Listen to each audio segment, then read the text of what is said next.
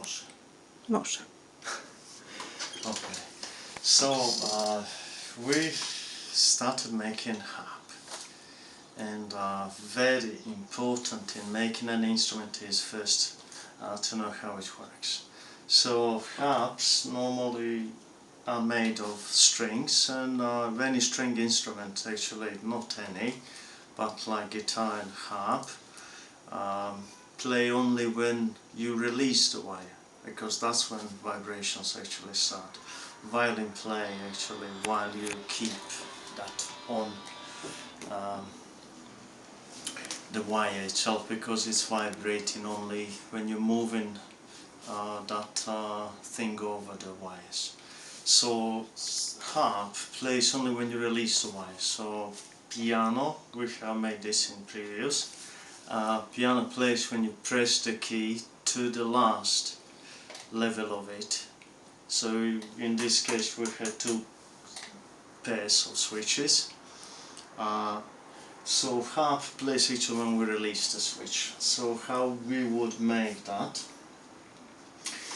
I used one of these small switches there, and they have roughly, I think, about 80 to 90 grams of force we need to make them.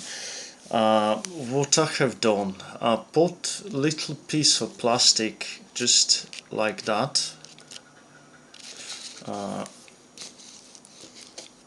on top, and then small hole on each side. On this one it's not been done, but just like that. So I put that into a hole which I drilled in wood here, like that. So when that fits, it looks like this. We have switch, we have that plastic on top, so, and smaller diameter hole there, which looks like this at the end. So then we put string over to catch that switch from the bottom, and we pull it up. So now when we pull wire up and when we release it, it clicks. So that's how I imagine that. So now we have velocity, because it's only one button, but that's the easy part, because we can do velocity by counting time since we press the switch, pull the wire, we start counting time, and then we stop measuring time when we release the wire. So that way we will get velocity. Actually it's a lot faster than when you're making something for piano, but that way we have to make it. Then I have used, if you come here, diodes. This is made for something else, so that doesn't matter, but let's look only one first section of, which is this one, like that. So we have diodes. In my case I have put them there, like that, and this is how they are put. That part with mark, black mark is there. I put 5 volts from there, and it travels through the switch if it's pressed there, and it comes out there. That's what I listen. Actually the way is opposite. I send 5 volts this way in my case, and it comes out on one wire. So I send 5 volts on each of these 8, and I listen only one. That works pretty well, because electric cannot flow the other way around, so it cannot make shortcut or whatever. I don't need transistors, but I use here on this side one, maybe 470 ohms, just in case, not to actually send so much electric, even if I don't. I get, because I use diodes, voltage drop of 0.7 volts instead of 5. I get 4.3 volts, which is still okay. 3 volts is minimum to actually treat that as high on digital output. So that's it. Then we have connected that in practice here we have connected, these are connected all one side of switches in serial. I have only 3 there, that's for test only. And on the other side of switches we have 3 wires, they're connected to diodes, like that. And that's the black part of diode. That goes right in Arduino. We have 1 that listens and 3 that we send voltage through them. So then I have connected that all to one of these Midi outputs, and we have 5 volts resistor on 5 volts, and on the other one nothing actually. So let's go back to code there. To get that, you'll have to get that closer, I think. And we have here, no, not that much, but it's okay. Down, I have used these previously for something else, but it doesn't matter. I use only these 2, let's say state and down.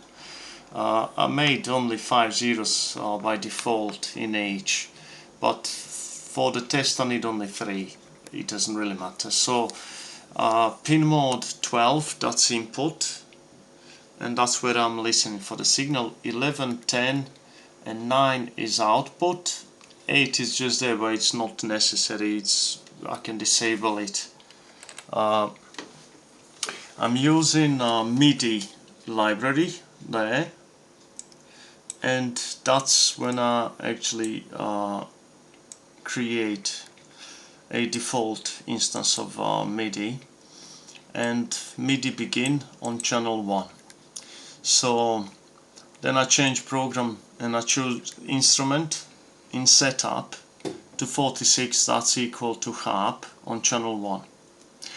Then we have some basic interpretation. This part is actually to access the hardware a lot faster in a direct way, but you don't use that in this example. We're gonna use just digital write and delay, and then I have interpretation of here, let's say button A, we have 8, 9 and 10, 9, 10, 11, 8 ignore in this example. So I can put here 3 because I'm using only 3. And we send voltage to button A in one of these, and it loops all that through A. So we get 9, 10 and 11 in that, and we read 12. So we go down, now we get the state of buttons, and if it's down it plays note. So that's the basic of it without velocity being done so far. And at the end we just take reading again just to compare it for second cycle here again. So we have now down and state. What was before, what's now. That's great. Let's go back. Okay, so I have used some of those diodes. And what diodes you would use is pretty important as well, because some of them are slow responding. Actually, you can send electric through, they don't respond that fast. These were great. So you can stay on the screen while I connect this, because this is really short. And what we'll do now is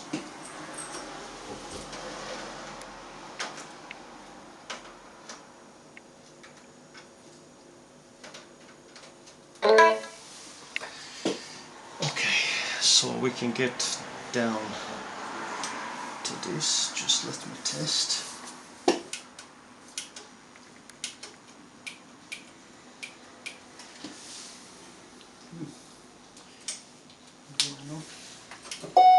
Great. Okay. So so now we are going down to this. This is where everything is actually connected. It's very short cable, so that's why. That's Midi connected, and it goes right in that keyboard, which is there. And we have these wires. They play only when we release the switch. and it works pretty well. They work even together. So you can, because diodes actually do that trick, we can play all at the same time with no problems.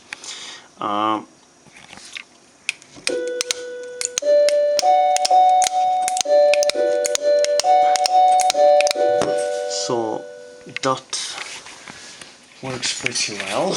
There you go. And that was the basic principle of how you can make actually string, not laser like some guys say. They're using wavelength, like the German guy again, using some wavelength to calculate the sound and something, where actually we all know that they use just photodiode to register light, and they get sound when there is no light registered. So it's great, really thinks that you should be so clever about that, but okay. That's it. Yeah. Cut!